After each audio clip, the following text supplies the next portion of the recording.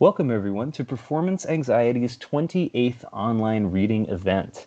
My name is Tom Snarsky, and I'm so excited to be with you this evening among this stellar group of readers that we have for you tonight. In case you haven't listened in before, Performance Anxiety is an online reading series hosted via Skype, usually on the third Thursday of every month at 9 p.m. Eastern, 8 p.m. Central. At each of our events, we normally feature as many as 10 readers to share a selection of their writing and poetry with us. Having all these slots every month means we're always looking for folks who'd be interested in reading. So if you are or know a poet or writer who'd be interested in sharing their work at a future event, please get in touch with us. We're really excited about the next few readings that we have in store. This July, so next month, we're planning another poets reading for poets based in the UK. So we'll have it at a little bit of an earlier time on our end so that UK poets don't have to stay up like one of our readers is for us tonight, actually, to the wee hours. And we had one in April. It was a rousing success. We're really excited to bring that in July. And then in August, we'll be featuring some Performance Anxiety alums, but also making some space for some brand new voices for Performance Anxiety. And we're also continuing a trend that we started, I think, last month of celebrating some really amazing new books, chapbooks, just projects that have either just been released or are coming out very soon. And we're really excited to celebrate those with you tonight and in these coming months. So if anything I've just rambled on so far strikes your fancy, please reach out to us. You can always get in touch with us via the Performance Anxiety Twitter account, which is at PerformanceANXT, or you can DM the co-organizers directly. I'm at Tom Snarsky, TOMSNARSKY on Twitter and Instagram, or you can email me, tomsnarsky, same spelling, at gmail.com. You can also get in touch with Kristin Garth, Performance Anxiety's other co-organizer, who I'm always excited to introduce as our very first reader of the evening. So Kristin Garth is a Pushcart Riesling-nominated sonneteer and a Best of the Net 2020 finalist. Her sonnets have stocked journals like Glass, Yes, 521, Luna Luna, and more. She's the author of 23 books of poetry, including Candy Cigarette Woman Child Noir from Hedgehog Poetry Press and Atheist Barbie from Maverick Duck Press. She's the founder of Pink Plastic House, a tiny journal, and co-founder of this very reading series, Performance Anxiety. Thank you, as always, Kristin, for being our leadoff batter, and take it away. Thank you. I'm going to read a few poems from Atheist Barbie, which comes out on the 25th. And I'm excited about that book because living in the South, I have always felt like atheism, it's not something I would advertise because I'm a meek person, and where I live in the Bible Belt South, you would be considered to be a Satanist, or, who knows what people would think. And so, anyway, I wanted to write a book where I kind of claim that title and my kind of pink, happy aesthetic about it. And so that's where these came from. A couple of them have to do with me kind of my conflicts with religion and stuff like that, and the first and kind of false idols out in the world. And the first one's called Cult Kin. Cult Kin divides women and the men, considers mind control at 10, when he learns listen is not the same as care. Schoolgirl skippers are chatty everywhere, dripping poison from lonely little tongues. Learns to use it against them young, can do it with a dad bod, sweatband, night volleyball game, with lessons condensed, marketing, pain. Boss Barbie in hand, he will walk home tonight. Tomorrow she will ask him before she takes a bite, now hungry only for what she deserves.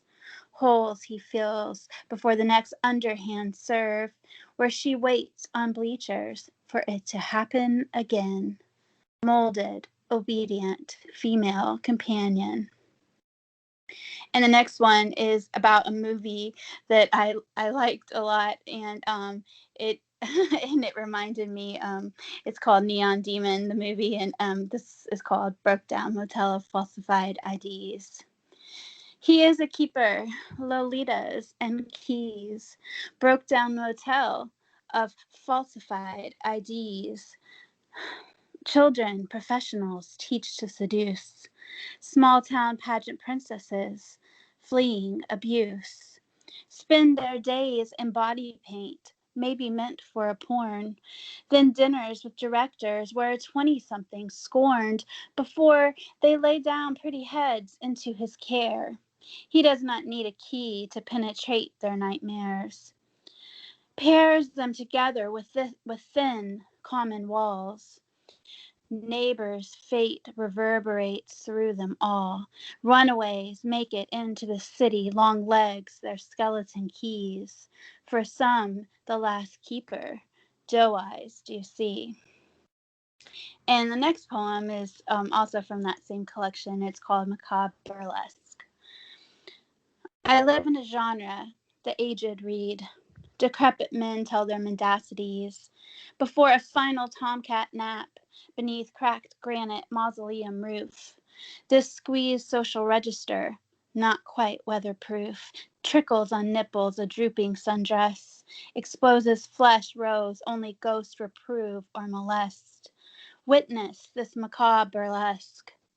I am an offering the dying will request, supine on their crypts, completely undressed, astride carved lids, contents can't feel, this quivered kiss, corporeal.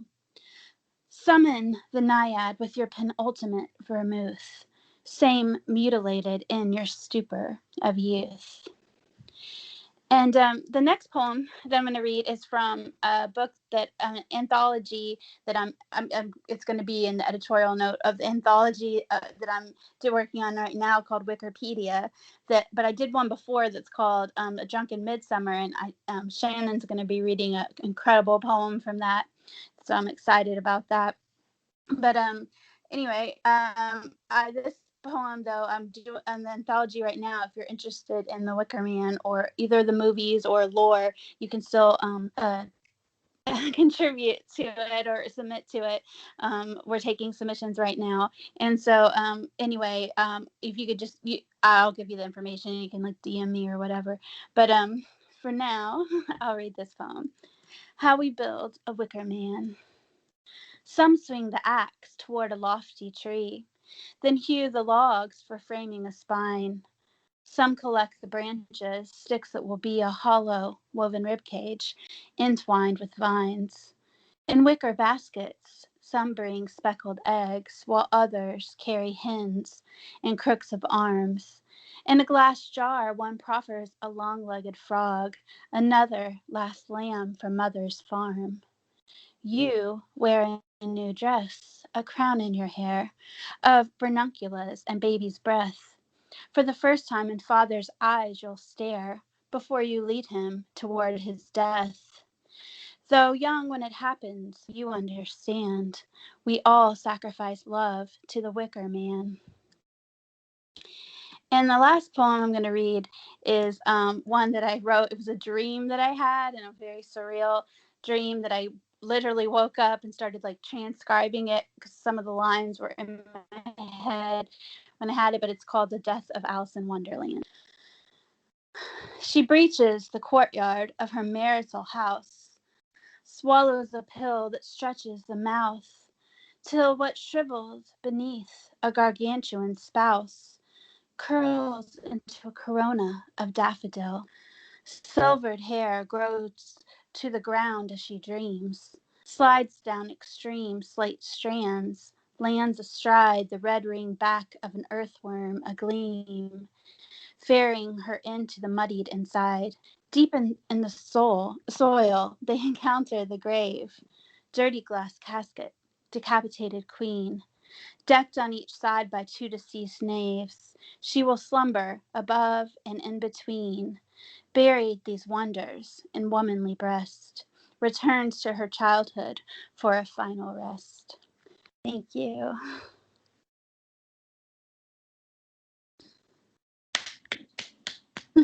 Thank you so much, Kristin, for those beautiful poems. That was and always will be Kristin Garth, our performance anxiety co-organizer and also all-around wonderful poet. You can follow Kristin Garth on Twitter at Lola Ann Jolie, LOLAANDJOLIE,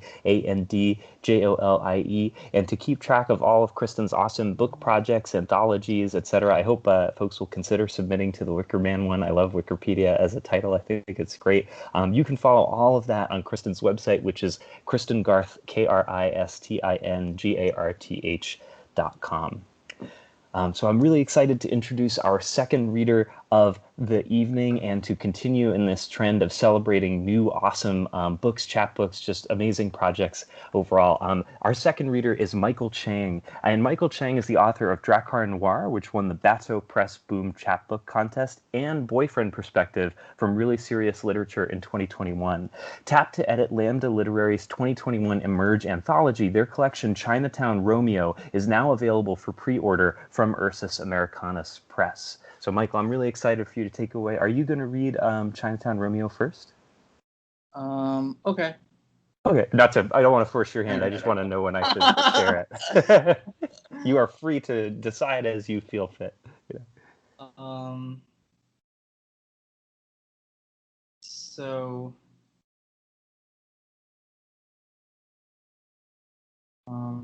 Okay. Thanks for having me. And yeah, my book Chinatown Romeo is out or is available for pre-order. And the cover is really great. It's the same designer as the one who did Boyfriend Perspective. His name is Bennett, and he's really wonderful. And the cover is really awesome. And we might, I have so many people blowing up my DMs asking for t-shirts, so we might make t-shirts. We'll see. But this is called Chinatown Romeo, obviously the title poem. I observed John taking a shit. It stinks really bad. I don't tell anyone what I witnessed. It reeks so bad. He isn't a vegetarian. Do you think he's ashamed? Is that why he's trolling the corridors, catching glimpses of transitory boys in towels, shuffling boys with no souls, the outlines of their bulges, fastidious, floppy cocks in various guises, pricks a nourishing sight, one so beautiful, John drops his laptop howling, scattering boys like cockroaches, despoiled and accidentally awake. This one's called Not Suitable. I don't want to read about tongues unless they're on me. You cling to me like religion, this exciting prospect, that stranglehold of infatuation. Desire is the birthplace of prophets. Sympathy is cheap, but longing costs. No afterglow. We're extremely eloquent, therefore extremely dangerous. Extremely online, Chrissy Teigen would tell her to take a dirt nap. You pressed to my cold lips, no chance to slip by unnoticed. No time to seek out the others. We throw caution to the wind. We are bent. Your biology, the subject of so many thoughts. It has me restless. That photo awakens something in you. You can be honest with me. Practice your water sports. I could put it in my Horlicks. A who isn't interrupted is stunned into silence. We dissolve into puddles of slobber. You're too cute. Nobody would ever want to disappoint you. Love is kind of terrible. This one's called Life is Golden. On the hottest day of the year, the back of his neck slick with sweat, I wondered about his collar size, admired his swimmer's build, his getting pudgy sitcom dad face. I like them a little pudgy, their bodies starting to give in to aging. We discuss community so we feel less lonely. Talk about our depravity, how you make my sheet smell amazing. We patter on about bars and cruising and safe spaces and swish, debating what archetypes we fit and how convincingly our prurient interests promote contemporary standards. We say beast at the bridge and tunnel crew walking by, never admitting how you make me a better person. Only old timers do that. Our attentions drift like fog. At a couple we shout, ditch the giraffe. I inhale the smaller boy, take in legs lean and shapely, feel the sourness assault my nostrils, like meat left out too long in the village where the sodomites gather.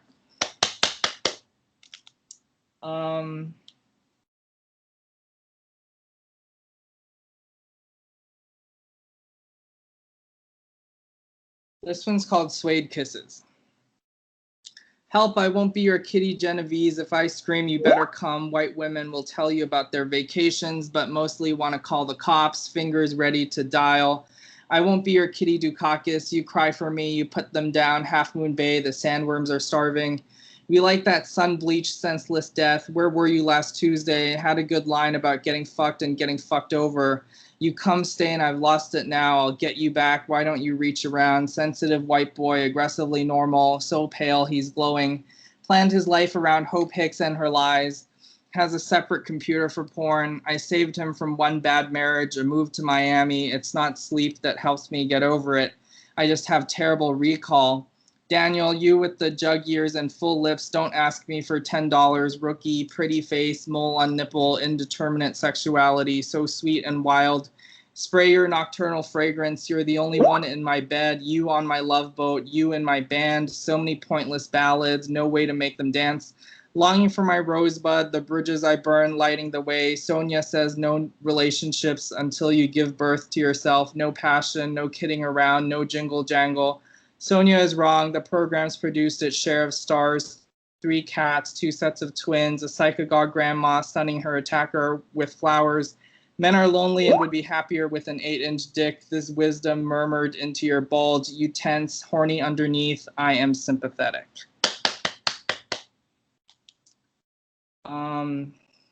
This is called Upon Hearing Sylvester for the First Time.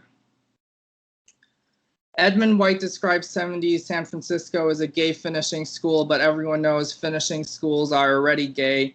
It's certainly true that for a period of time, New Yorkers only wore black. This has since changed with the infusion of frat boys and their straight boy babble.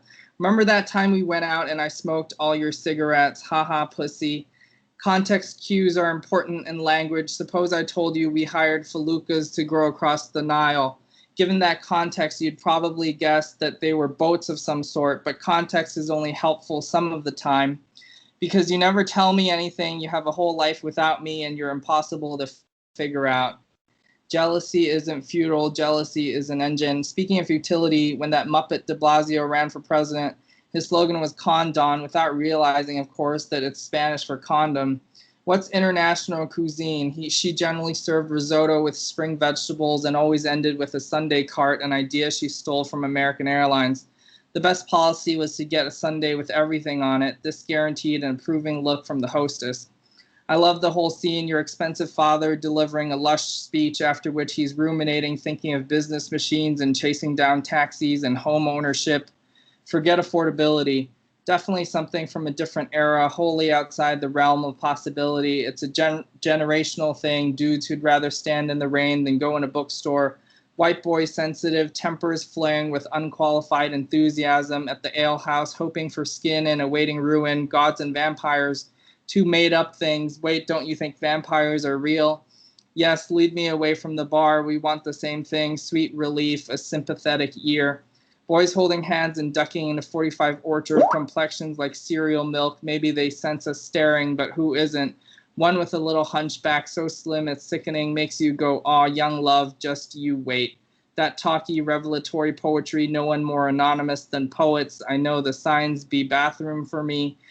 We'll stop at nothing, too bad for them. This one is Max's Kansas City. Humbly, I recognize my heart's weak as a Victorian's, but it's glowing. We're a freedom-loving people, us. Sighs breaking from you, rather innocent, my mouth opening, truth rattling in my throat, what to do with our 7 minutes in heaven. Did I lock the door? Did I leave the oven on? Do I own an oven? Look at me, total amateur, turning so quickly, I twist the light, trip over errant wires. You catch me, stroke my hair, I stretch up to you, we clasp. Passion rendered exquisitely, touch so much we learn the sublime, give it a new name. You're handsome and powerful and can throw me about, you sniffle, I hate malls. Malls are scenes of violence. Let's stay here till closing, but before you go, update your will. If cash poor, no poems, art okay. And then I'll do 2 older ones. This one's called Statement of Evil Corp.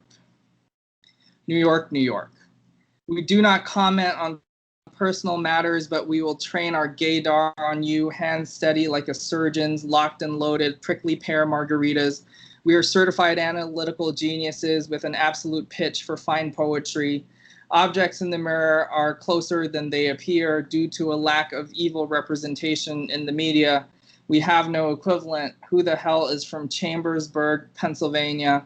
We guess someone must be. Thank God it's not us. Haha, God, we will make you famous.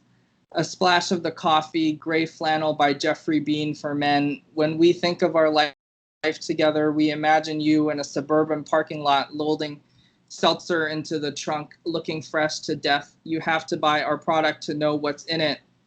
We won't get into specifics. We don't want to set a timeline on this. Who gave you that information? We'll have to refer you back to them. It's early days. This is going to be a process that takes place over time. We were for it before we were against it. There have been discussions. We will not entertain hypotheticals. We are not going into tactics, techniques, or procedures. This may be an iterative process that is above our pay grade. We want to stress that this is pre-decisional. There is a plan, but plans have to be flexible enough to survive first contact.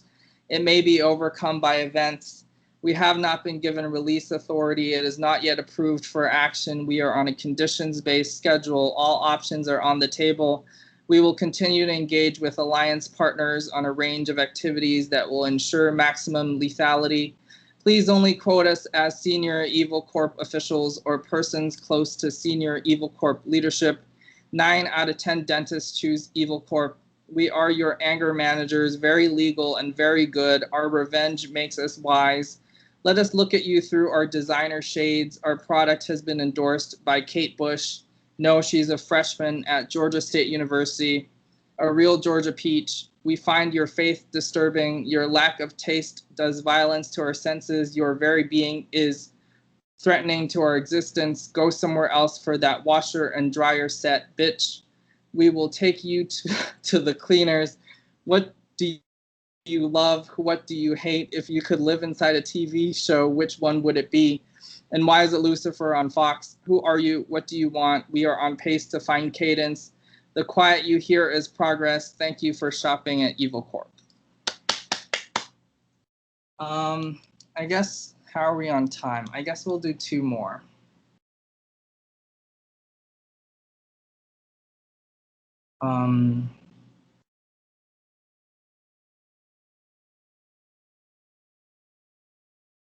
America's Sweetheart is Brett, a human boy with sneakers and a best friend named Tate or Donovan or Tate Donovan, and a cat named PJ who thinks self-driving cars are the future, who is into sports but doesn't talk about it incessantly and watches porn but nothing too kinky. Brett in poli-sci class, who skips an exam to go to Hershey Park, where he inevitably has his hand up the skirt of some unsuspecting girl who thinks she has found the one and perfect to bring home to her family in Swarthmore, and hair like J.Crew model circa 2008, and like the Chicken Umbrella Academy who can make people do things. Brett knows he's cute with an unassuming floppy brown mop that could easily be a fashion haircut that is conservative yet modern and slick and clean and costs more than John Edwards's or AOC's, and could independently take over a motel in Iowa.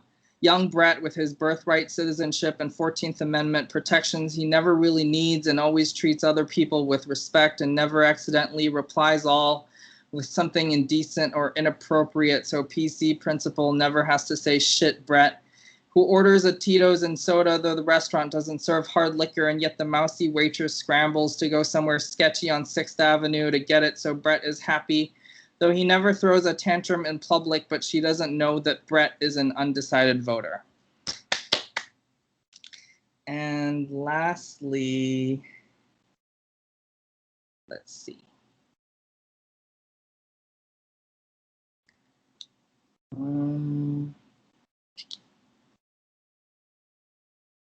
This is called The Overly Aggressive Fortune Cookie Speaks. Yikes, hope you avoided the scallops. That bag is fake. Great jewelry. Why you live in squalor. Only white people can afford language poetry. Spam not good for your bloat. You stuff like Rangoon. Don't read this while you cross the street. What came first, chicken or egg, foo young? Too much Call of Duty, bad for you. I introduce you rigor mortis. I'm not wearing anything. This is cheap date. You break up because you tedious. MP means merchant's price. Yellow Ranger was yellow. You look triceratops. You tourist on stolen land. Immigration, big problem. Existing ain't shit. Not now, not again, not ever. I'm not bitter. You're just guilty. Blake is the one shit just go. Yay, thank you. Thank you so much, Michael, for the velocity of that brilliance, the velocity and consistency of that brilliance. And that was Michael Chang sharing some of their awesome new shit from their new books. And just in case anyone ever needs a more accurate transcript, I lost the screen sharing a little early in that process. But if you need a more accurate transcript of that, feel free to request it at any time. And please, take a look at all of the awesome stuff Michael's got going on. You can follow Michael on Twitter at mchangpoet. MCHANGPOET. And Chinatown Romeo from the eponymous first poem we heard is now available for pre-order from Ursus Americanus Press, and Boyfriend Perspective will be out from Really Serious Literature in September, on September 9th. So thank you so much, Michael, for that amazing reading. And I'm really excited to introduce our next reader, who is performing a feat of endurance by joining us at this extremely late hour in Zer time zone, and that is Gretchen Rockwell. Gretchen Rockwell is a queer poet currently living in Scotland, where it is, I think, like very late o'clock. Zer work has appeared in Agni, Cotton Xenomorph, Per Happen Mag, and elsewhere. He has 2 chapbooks. Gretchen enjoys writing about gender, science, space, and unusual connections. Finds her on Twitter at daft_Rockwell, DAFT_ROCKWELL, or at www.gretchenrockwell.com. Gretchen, thank you so much for being with us and for staying up super late to read some poems. I can't wait to hear them. Yay, I'm excited to be here. Thanks for reaching out to me. I'm excited, even though it's late. I had an energy drink, so hopefully that's gonna get me through the rest of the night. So yeah, it is late o'clock here. So yeah, so I'm gonna read a couple poems from my new chapbook from Per Happen Press, Body in Motion. This is I think this is the first poem in the book. It's also after a movie. It is after the Keanu Reeves and Sandra Bullock movie, The Lake House, actually. So if you've seen it, great. If not, don't worry about it. So this is Sending Letters. And who among us hasn't felt the desire for the space between bodies to blur, for time to become irrelevant? The miracle when our lives intersect, the diver in her unwieldy fins, mask-fogged, stumbling through the deep and finding another body equally blind, so transparent she wonders if she's dreamed it. I don't know enough about Dostoevsky to be clever, but I know we are all creatures in lonely capsules looking for signs of life, sending signals out into the black and hoping they'll be heard. Every encounter brings your hand closer to mine. I am the architect of my own happiness. I wait for the semaphore to come, the flag turned by a figure impossible to see from a distance. I remain captivated by the idea of light.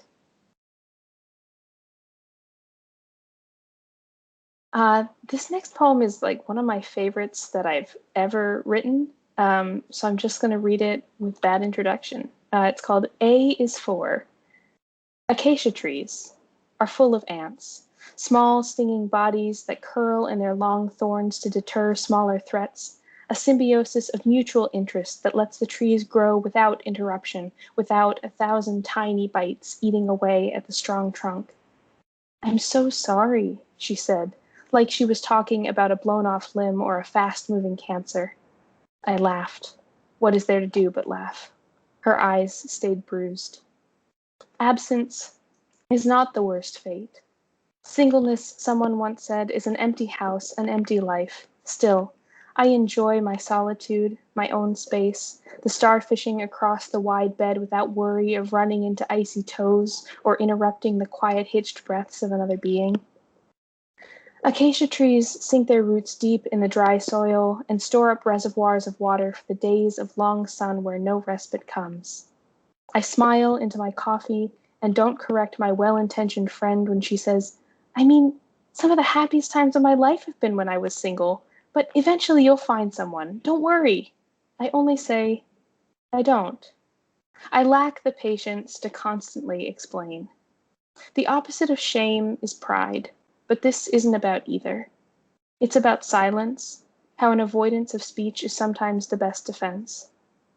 The acacia trees spread across the savanna in groves are tied together not by a subterranean of roots, but by a system of shared secrets.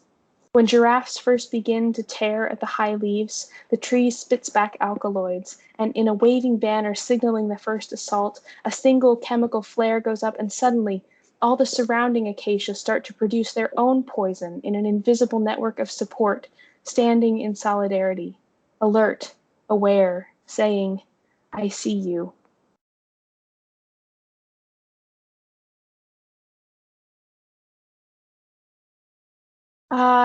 This next poem is called Cardiac Cross Section, and it's maybe the only ode I've ever written. So, Cardiac Cross Section. You do not beat the blue whale's ponderous 6 seconds per minute, nor do you beat sense into me every time I am unruled by your grand passions. You tiptoe the tightrope between too much sympathy and guarding yourself. You navigate a bold course. You cherish what you can give, feeling a fierce love you can hear, like a blue whale heart from 20 miles away, pulsing out in some tympanic throb too big to ignore or hide. At times, you feel too much. I feel your weight drag like a rough-hewn stone. You feel like a bird thrashing itself bloody behind bars. You flinch like a splintered bone. You refuse to stop trying. You wouldn't be mine if you did, even when it's hopeless. You refuse to stop feeling you should try, you don't know what. You refuse to hope less. When you are alone, you do the best of all possible things and are better for it. You expand and spill over, all your love scattering to glint in the light you radiate, star fierce, massive as the largest living creature to ever exist. Heart of mine, remain yourself. Persist. And the last poem I'm going to read tonight is actually from my other chapbook. This was a collection of self-portraits as sci-fi films, where they were all abecedarians, because I was a glutton for punishment. I wrote 26 of them, and they're in a chapbook called Lexicon of Future Selves, which Vegetarian Alcoholic Press very kindly published for me. So this is one of them, and it is self-portrait as Gattaca. Appalling, but the idea is appealing. Building yourself a perfect being, customizable, each gene selected with delicacy. We marvel at our own engineering, craft with precision, exquisite fine lines, elegant steps, becoming gods of genetic manipulation. But humans cannot be what we want implicitly. There are always unknowns. Jeopardy is inevitable, and accidents, kismet, choice are always there lurking behind your perfect plan and marring the still life set down for you. There is nothing wrong with you. No, to be perfect is an old and impossible dream. You do not have to be perfect to live, you just have to live. Quiescent if you have to, until you can rocket out of that world, become your own small ship, your own vessel, carrying only this truth. Perfection is a pipe dream, unapproachable, unbelievable. Let the vapor of launch swallow it, let the wind blow it away. Everything you are is exceptional, not flawed. Escape that atmosphere. Yes, it will be hard, but when you hit zero gravity, you will be so free, you touch the stars. Thank you so much. Thank you so much, Gretchen, for sharing those beautiful, beautiful poems with us, and for ending with a favorite form. I love the abecedarian, and I love science and math and poems, selfishly. So that was really wonderful, and I appreciate you sharing that and closing us out, or closing out that set on that note. That again was Gretchen Rockwell, who you can find on Twitter at daft_Rockwell, DAFT_ROCKWELL. And again, Gretchen has a chapbook just out for from Vegetarian Alcoholic Press called Lexicon of Future Selves that we just heard from, as well as the chap Body in Motion from Per Happened, which we heard from as well. All of their work can be found on their website, which is Gretchen Rockwell, GretchenRockwell.com. So right in the very midway point of our order, the sort of 1, 2, 3, 4, before the 5, 6, 7, I'm really excited to introduce a poet I've admired for a long time, and someone whose poems I'm super excited to hear read aloud, and that is Amorak Huey. Amorak Huey is author of 4 books of poems, including Dad Jokes from Late in the Patriarchy from Some Dress Publications earlier this year in 2021.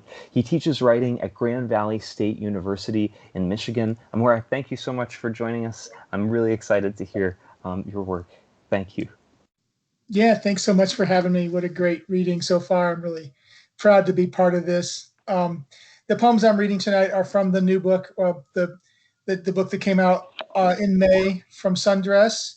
And I'm going to start with the first poem, which also has a movie reference in it. So it's just the hook for the evening, clearly.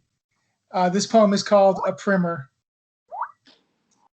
My complaint about life is it happens only in order. A thesis of sorts, a kind of argument that might seem out of place here. But I have seen a man ride his bicycle into Beltline traffic and die. I have seen my grandmother coughing blood after a lifetime of menthols. I have seen the closed casket of a friend who asked the wrong person for a ride home after a long shift. The end of a story is the shape of a hole in the fence the story runs through on its way to the end. Spielberg filmed E.T. in chronological order so his young cast could deliver an authentic emotional performance. It helped them bond with the alien in the natural course of the narrative, leading to the weepy climax he sought. This anecdote suggests something about art, youth, loss, something about believability, or the cruelty of a man who knows what he wants.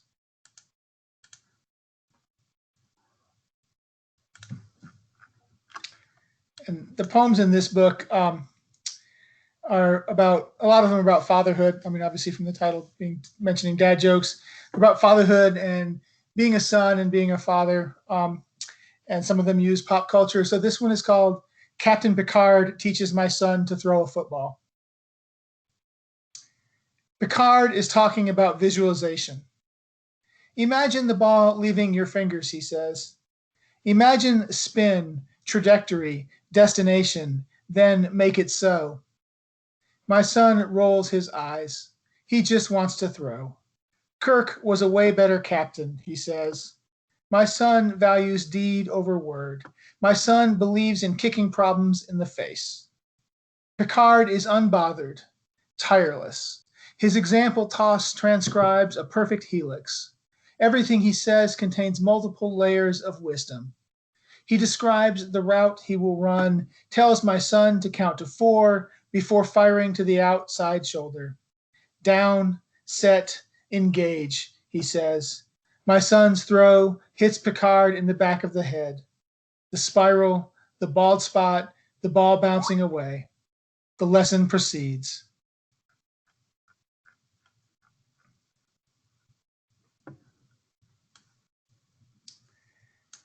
This one is called The Girl on the Unicycle. My life has led me to a one-way street lined with 2-story houses, across from much larger homes, and a neighbor girl riding a unicycle, which she does with no particular grace, but a great deal of earnestness. A skunk has died under someone's porch. It's a thing to talk about.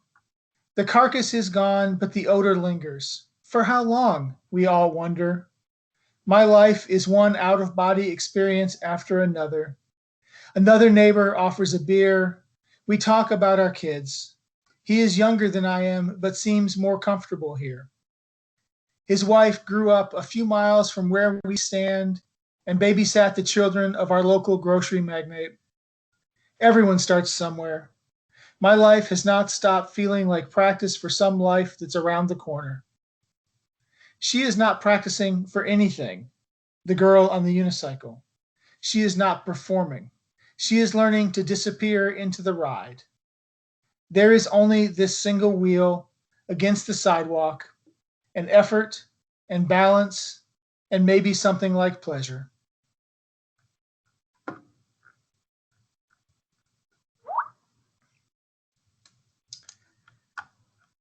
This poem, the title of this poem is a New York Times headline.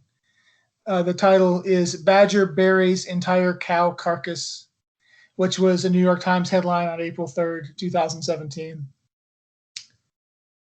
I accidentally freaked out my students the other day when one mentioned that working on an essay about dead dads, she'd had little luck Googling stats about death rates among dads. That's because the stat is 100%, I said. And my students gasped. And was he joking? I guess that wasn't really a joke. I can't believe he said that way. They don't always seem young, and I don't always feel old, but there we were. My father is still alive, a sentence only temporarily true. I was taught that a sentence represents a complete thought, which seems impossible, as if one could pinpoint the beginning or end of thought, but the stat is 100%. A semicolon suggests a sort of equality between two independent clauses. I used one in the previous sentence because I could not bear to end the thought so soon. It's a lot of work, being alive and continuing to think in the face of certain death, but that's the job. I was reading about this badger scientists recorded burying a calf carcass. It took 4 days. Now that's a complete sentence. Badger sees cow, badger thinks bury cow, badger buries cow, period. I watched some of the video. This badger was serious. How long can a badger live on a carcass's measure of rotting beef? I'm guessing a year, maybe 18 months. You know that badger figured it had won the meat lottery when it found this cow, left by scientists studying scavenger behavior. Eventually, we are all scavengers. The stat is 100%. I sent the video to my father. He sent back a link to a New Yorker article about nostalgia, how we sometimes miss things that never existed or are not yet gone. I miss more than I can say.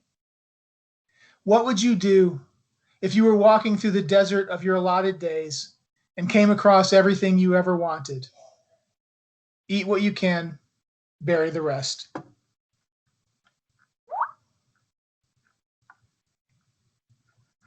And then the last poem I'll read tonight is called FMK, which is explained in the poem, but it's a conversation starter game where you choose between F, M, and K. So FMK. You can leave me, and I will not kill you.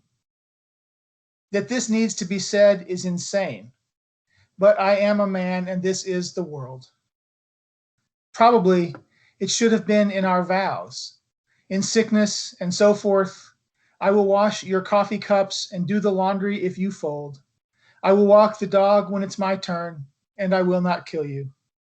Nor will I ever fill your car with wet cement, which is a thing I read about today. A man hurt when a woman declined to wear his name. When we married, you kept your name. People told me I should be bothered. People told you that you were young and did not understand how the world worked. By people, it should be obvious I mean men.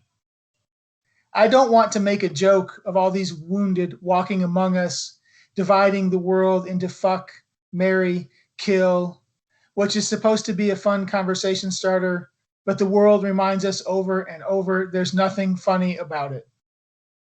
For every man who loves you, there are 11 who love you and will still come to your job and shoot you in the head.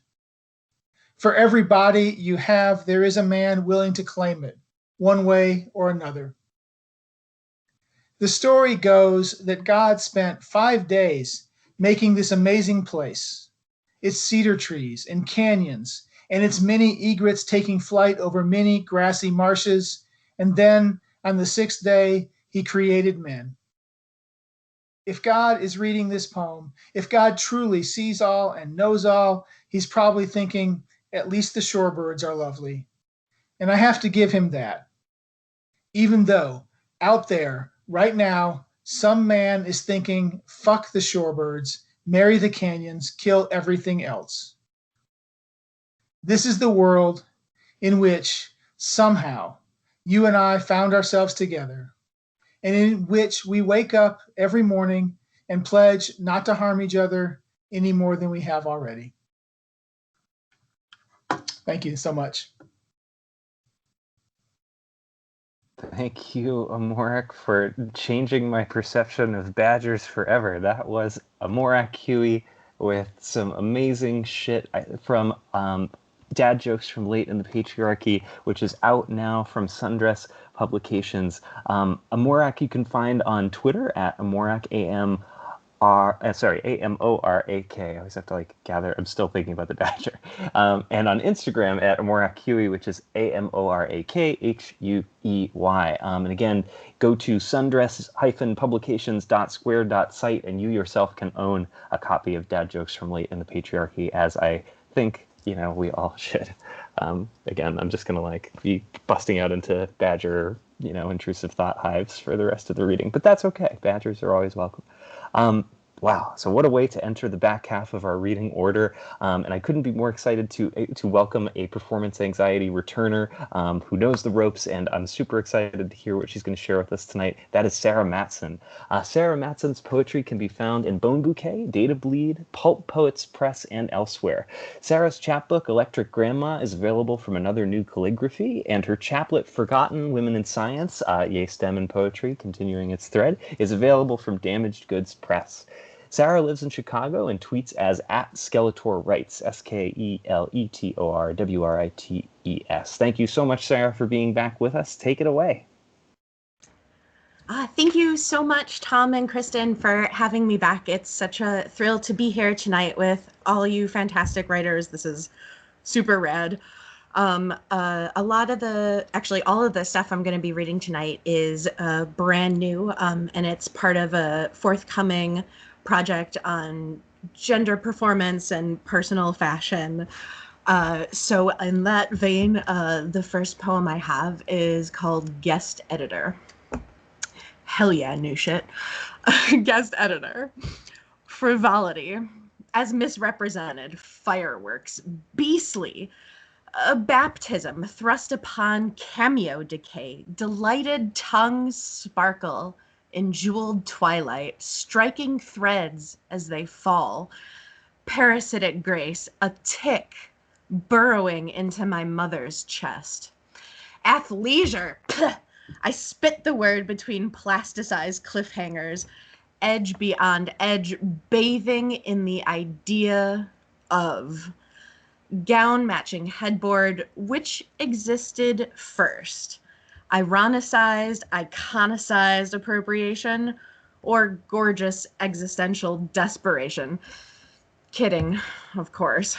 Poolside at dusk, everything has pockets. Swallowed to wrist, I shoot the murky sky with a wall of halogen before dissolving gently into the reflection of a sunset or Instagram model feed. I stroke a shoulder fox, musty hairs catching in pierced nail beds, tearing fleshy bits of gem to offer a starved thigh. Generation Next spawning multiple sequels to the pop songs in my brain, dipping toe after immaculately shaved toe into tomorrow's blurry edges. This is called Frenemies. Glitter and heft she curled fetal beside lavish embroidery, knuckles cascading into heiress jawlines, gems spraying like blood roaches. Outside, checkered firestorm engulfed pictographic remembrances of the introspective times, buying E while hand-holding, umbrellas as weapons, cocaine in a glass crucifix, vinyl corsets, bullseye ditches, fetish wear, but attainable. Sex goddess, next door Wicker Park dreamscape realness. She as subject, as biocompatible with golden play button, popcorn statuette, Teen Choice Award, private lesson privilege, writes in foreign cursive, raging about the ravages of 2000 being 20 years ago. Clutching a $600 haircut in your fist, the sweetest K you ever hold into, crushed abalone shells dazzling passerbys, wine-stained teeth darting across her face like cosmic interruption. Lifting each other by the labels of velour lounge pants, I snap shut the phone and make the call.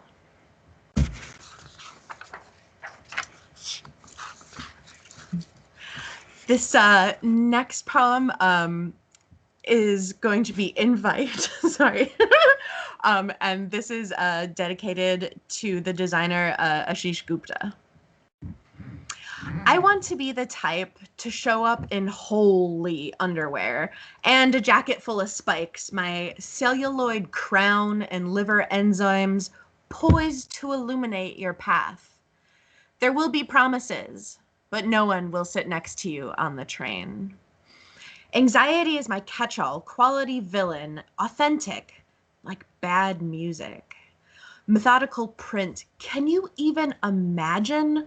Argyle, but sequined in sequence on the flesh. Ceramic smash, at least you tried. Look to me and my furry slides and bloody eyeball soda stream. Trademark face mask, face mark trade mask, get in this dress. Self-interrogation is necessary, so why not do it in 9 layers of tulle or 23 pounds of sequins and never miss yourself again? Let's see. My next poem is called Trance, and this is dedicated to the makeup artist Pat McGrath. Engulfed in the flames of leisure, I remain plunking devotion at the manicured foot of a skilled paradigm. She, an engine of chic, dabbing mysterious eyelids, guerrilla-style firestorm, with pigment from the fingers of a damper generation. Plucked from the back of the knee like a sobering feeding frenzy, translucent commodity swiped over our snowy scalps, preparing to envelop a lust-inducing vendetta. Pleasingly lacquered mouth, adorned with opaque fetish dreams, unavailable and rare. I reframe the voyeuristic portraits with an overwhelming urgency. Professional diamond polished by hand at the dinner table and delicately snapped into place. Glittering majesty of the unaccompanied motherboard. Glowing in artificial noon. Spinning hieroglyphics dot my cheeks with ring finger imprecision and elevate my spandex-clad legs from laboratory specimen to divine artist. Moody adrenaline circuit buzzing with virtual absence, a guts and glamour thing. Societal creatives wane in momentum. Springy, elongated cultural norm in the form of a tough, ascended lob with extraordinary lingering, stratified in elegance. And my very final piece tonight is just a short snippet from my first longer form project. And the longer form project is called Couture. So this is just a little peep, brand new. Maybe it would be less expensive if I fed the supple leather from my own teat. I grip your collarbone in my fist like a threat. Hips forward, contrast apparent, dead-eyed and browless. Wrapped in pink button-down, warmth only scorched cotton can provide. Mortician's apron split at the knee by nylon webbing. Diamond plaque knocking at the back of your skull like an iron door. Tucked under the wing of a rich pigeon. No, can my phone even fit in this bag? No, not pigeon. Name a fancy type of bird. Has there ever been a finer pairing of words than off-shoulder lame? Thank you so much for having me. I am Sara Matson. Thank you so much, Sarah, for those poems, for that, I would call it Chelsea Minnis realness. Like, that's just to steal the term of art. But that, again, was Sara Matson, performance anxiety returner extraordinaire, author of amazing stuff, including, again, Forgotten Women in Science from Damaged Goods Press and Electric Grandma from Another New Calligraphy. And I'm really excited about that new project we heard stuff from. You can follow, again, Sarah, on Twitter at Skeletor Writes, SKELETORWRITES. And you can find more of Sarah's poetry at neutralspaces.co/Sara Matson, SaraMatson. Wow, so we're already getting to the point where we only have 2 readers left, which is bittersweet but very exciting because they're excellent readers, and the first of them is Samuel J. Fox. Samuel J. Fox is an essayist and poet living in the southern U.S. He's poetry editor at Bending Genres and has been published in numerous online and print journals. Samuel, thank you so much for being back with us, and I'm really excited to hear what you're going to share today. Of course. Thank you, Tom, for having us, and I always love doing this, even though for some reason my heart's palpitating in my chest tonight. So this first poem, I don't know, I can't remember if I read this last time I was here, but I'm going to read it again if that's the case. It's titled Fragments Written Under Insomnia. A cicada crusted over with death holds its rigor mortis against the bark of a birch. The day recedes. A cyclone bears down against a horizon as small as it is ajar. I keep asking myself, what is after death? I want to dream it into a dark wilderness, the farthest mystery besides God, all this living to eventually inherit a vast vacancy. The hotel lights on the horizon, garish and blatant, hold fast to their availability. Maybe it is like that. An enormous mansion with doors that lead to other worlds, stained with light or just stained like ours. Heaven is so far without us complaining about it. 4 a.m. and my mother is screaming in her sleep. Soon she'll wake to turn on the television, to let a soft lull of voices flow from beneath her door, along with the flickering of the news. Maybe heaven is a radio station, and we will never tune in to such a specific frequency. A black snake under porch light winds into a coil, muscles loaded like a dozen rifles held frozen at attention. The storm encroaches hundreds of miles southwest, and it's the end of the material world for so many there. Here, clear skies but with stars tinted red, the moon a knucklebone crusted with blood. What I hope heaven is, a darkness that surrounds a single bonfire where all whom you've loved are gathered. Against my window pane a moth, battering a slow bludgeon's suicide just to reach whatever light it sees, whatever light it finds. It makes me think of so many of those I love. Coyotes yip against the wind and hunger. I'm awake, blown open and alone, thinking, if this is hell, it's not as hot here as it could be. The night will end soon, and with it, so much breathing shaped like the wilting of roses. O Lord, wherever you are, know I'm keeping tally against you. One hatch mark for every reason I don't want to leave. This next poem comes from a phrase that I learned in church, which I no longer go to church, but I thought it was an interesting turn of phrase, and it's about, we all believe in something, but a lot of us would like to have something that has flesh on it to believe in, and I kind of juxtaposed that into a romance poem. So it's called Tell the Angel I'm Fine and Will Not Fear. Recall the moment when you asked me to enter into you. I was holy then, and full of tremoring. To be an angel is to fill an office of feathers falling, dandruff of wings pixelated through crepuscular light. I never much cared for any religion I cannot make sense of with my fingertips. Recall the memory of the small of your back, my hands sore from the ache of washing you clean, shower of cardamom, soaked in the belief you would make sense of my granite heart. I've never much cared for any religion, but in love the flesh becomes bread, relieving a famished need for a God with skin on it. This next poem is a newer poem, I guess new shit. I've been trying to shop it around, submit it some places.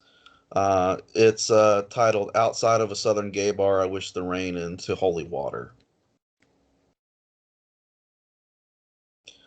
A windswept spackle of ash finally settles. The beautiful and drunk loiter on sidewalks, and outside the gay club, each raindrop is different. Blood almost in the mouth, phlegm spat into puddles. How long until we know we're damned? Could we care less? Two strangers touch each other for the first time, leaning against the brick and cloud-splotched night.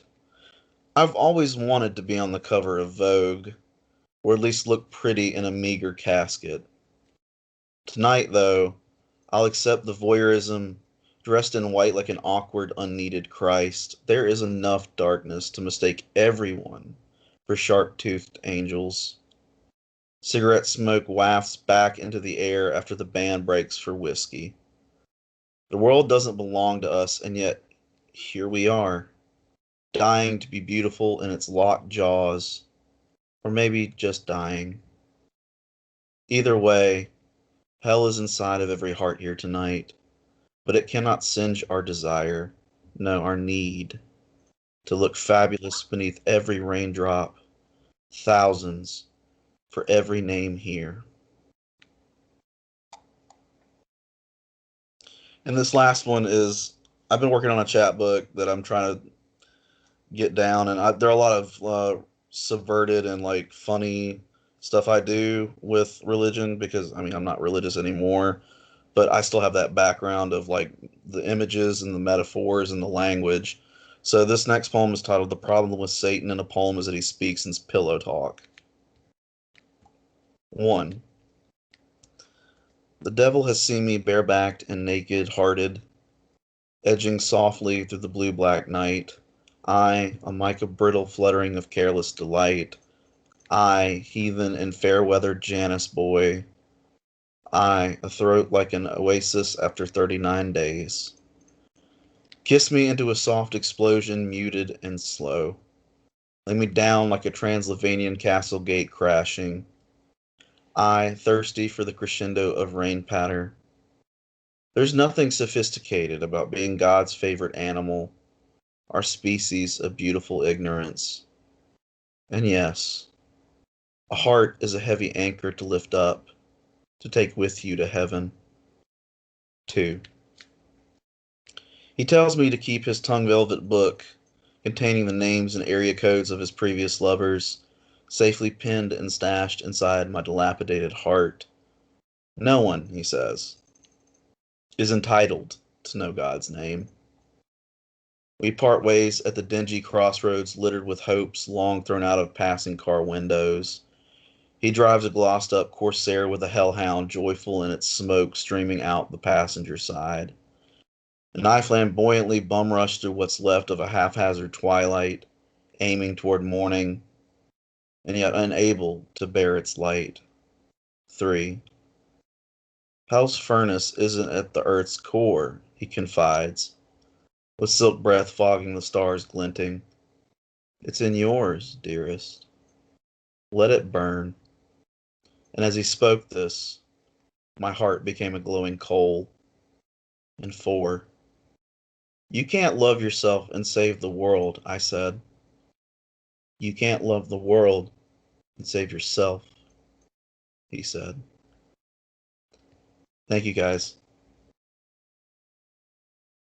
Thank you so much, Samuel, for those poems. It's like Joe Bolton and Thomas James have never left us hearing Samuel read. And That again was Samuel J. Fox. Wow, I'm just like sort of reeling from the last couple that you shared. And Samuel, you can find on Twitter and Instagram at Samuel J. Fox, SamuelJFox. Poetry editor at bendinggenres.com. Follow Samuel's work and check it out. And I'm really excited that the idea that there's potentially those poems coming out and the chapbook forming, and that's all super exciting stuff. So thank you for sharing new shit with us, as always. That's one of the great joys of this space, and one that I am always feeling privileged to have some access to, especially as we get to, again, a bittersweet moment that we are at our last reader of the evening, but it's someone who I'm really excited to give a warm performance anxiety welcome to, a first-time performance anxiety reader. Please welcome with me Shannon Frost Greenstein. Shannon Frost Greenstein is the author of Pray for Us Sinners, a fiction collection from Alien Buddha Press, and More, a collection of poetry by Wild Pressed Books. She's a multi-time Pushcart Prize nominee and a former PhD candidate in continental philosophy. Shannon, thank you so much for being with us. I'm really excited. Thank you for hopping over to poetry with us. We're excited to hear it. Thank you so much for having me, Tom and Kristin. I am ecstatic to be here. The first poem I'm going to read, Kristin mentioned, actually. It's from an anthology from Daily Drunk magazine called A Drunken Midsommar, which is clearly poems and work inspired by the film Midsommar by Ari Aster. So this poem is called That's Not How Bipolar Disorder Works. I have known the depths of darkness, anguish disguised as apathy, brain devouring itself like an Ouroboros, sinking through the miasma and into the melancholy realm where everything is futile, where there is no redemption. But I just watched Midsommar, and that's not how bipolar disorder works.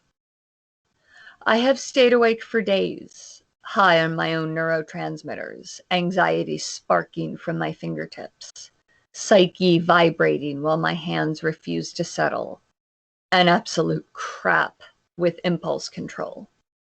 But I just watched Midsommar, and that's not how bipolar disorder works. I have frightened those I love, made threats I did not intend, cries for help manifesting as tempest, mental illness speaking with my voice, and desperate for anyone to provide a respite. But I just watched Midsommar, and that's not how bipolar disorder works. I have had bad ideas before, schemes birthed in a flash of insight, better left undiscovered. I have failed to consider natural consequences and regretted my reckless decisions. But I just watched Midsommar, and that's not how bipolar disorder works. I have yet to be homicidal, a danger to others, prone to breakdowns of the schizoid nature. I am not the insanity typically attributed to my gender or to my disease. But I just watched Midsommar, and that's not how bipolar disorder works. I have learned to cope with this Achilles heel, the maelstrom of mania and depression, to successfully navigate life in this world, and to be capable of joy, because that's how bipolar disorder works. That's the end of that one. So again, that's in A Drunken Midsommar, which is available on Amazon. I'm sure Kristin has the link, and it's really a gorgeous publication. The next one I'm going to read is called Down to the Filter. A spark, flint, gunslinger's steel, a moment of anticipation, fire, and I backslid today. The paper singed, a red ember glowing, tendrils of smoke wafting in the breeze, ribbons winding up to heaven. I don't believe in heaven. Cash crops burned, diaphragm expanding, death clock ticking, the swan song of bronchioles protesting, and I exhaled. Nicotine, a shock, a jolt, a lightning bolt to my limbic system, and my lizard brain rejoiced. Now I believe in heaven. Wintertime, always makes me want to smoke. Makes me think of Lance. Sense memories drowning me, I relive like a method all the times I've smoked before. My husband doesn't like it. It is understandable reticence, what with his Hodgkin's disease and everything. But sometimes the overwhelming need for dopamine wins out, and I am right back again where I started. I try every day, amidst the parenting and the writing and the struggle, the mental illness and the work and the joy. But I backslid today, and I smoked that bitch down to the filter. And I have just one more. This is called Live from the Octavia E. Butler landing site. And I wrote this after the rover Perseverance landed on Mars, and we got our first sound of the wind blowing on a foreign planet, which just like blew my mind.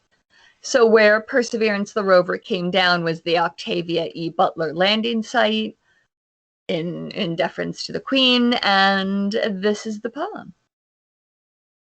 The first time I heard the wind on Mars, I felt so lonesome I could not continue to listen. An exhalation from cosmic lungs, birthed by the Big Bang at the beginning of it all, and only Perseverance to bear silent witness, live from the Octavia E. Butler landing site. If an alien breeze blows and there's no one around to hear it, did it make a sound at all? Perseverance, abandoned on the red planet, reminds me of me in middle school, stoic and forlorn, a meaningless speck in the infinite. Perseverance, alone amidst the dust storms and the prehistoric microbes, who might carry the code to solve the puzzle of human immortality. Perseverance, the pinnacle of human thought to date, 7 minutes of terror and suddenly something never before perceived graces the human ear. Can a rover feel homesick? I have anthropomorphized it now, lost in its sea of solitude, deserving of empathy and longing for praise. Does it pine for the scientists present since infancy, on whom it has imprinted? Martian wind pours from my computer speakers, and I fight the urge to cry. When a computer has outlived its usefulness, what do we owe it for its many contributions to our salvation? And that is the end. Thank you so much for having me. This was a phenomenal reading. Everyone was incredible. Thank you so much, Shannon, for taking us through, 2001 to the Grace Zabriskie spoken poem canon to everything. That was such a beautiful set, and what a great note to end tonight's reading on. That again was Shannon Frost Greenstein, who you can find on Twitter at Shannon Frost GRE, ShannonFrostGRE, on Instagram at Zarathustra Speaks, so ZARATH. USTRA_SPEAKS, and on Facebook at Shannon Frost Greenstein, and also you can follow Shannon's work on her website at shannonfrostgreenstein.com. So yeah, thank you. I want to echo Shannon's sentiment that I was blown away by tonight's reading, readers, poems, everything. It was such a beautiful, my life is in a shambles at the moment as I get ready to move out of the place I currently live, to go down to Virginia. But this is, what a beautiful specter of unity that I'm very grateful to have gotten to take part in tonight. So thank you again so much to all of our readers for sharing their beautiful work with us this evening. Thank you, too, to our listeners for giving this hour of their lives over to poetry. I hope if you're listening with a sheaf of new poems close at hand, you might consider maybe dropping us a line at performanceanxt on Twitter or at my email, tomsnarski@gmail.com, if you'd ever like to share your work at a future event. We would love to have you. We are going to have a reading in July just for UK poets, but then after that, we're filling slots like crazy. And I always like to try to end these readings with a poem, so I'm going to try. I guess I should share this screen. But just a small anecdote. Today was actually my last day at my school where I've taught for the last like 5 years, 6 if you count student teaching. So it was a little bit bittersweet, but it was really exciting to get to see all my friends who I've taught with for a while. And this is a picture of an extremely shittily printed poem that I printed actually during like my second or so year of teaching by Nikki Giovanni, and I read it to myself at the beginning of pretty much every year. I read other poems with students, but this one's for me, so I'm going to end with this one. It's called A Journey. It's a journey that I propose. I am not the guide, nor technical assistant. I will be your fellow passenger. Though the rail has been ridden, winter clouds cover autumn's exuberant quilt, we must provide our own guideposts. I have heard from previous visitors, the road washes out sometimes, and passengers are compelled to continue groping or turn back. I am not afraid. I am not afraid of rough spots or lonely times.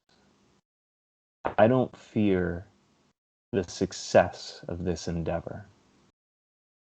I am Ra in a space not to be discovered, but invented. I promise you nothing. I accept your promise of the same. We are simply riding a wave that may carry or crash. It's a journey, and I want to go.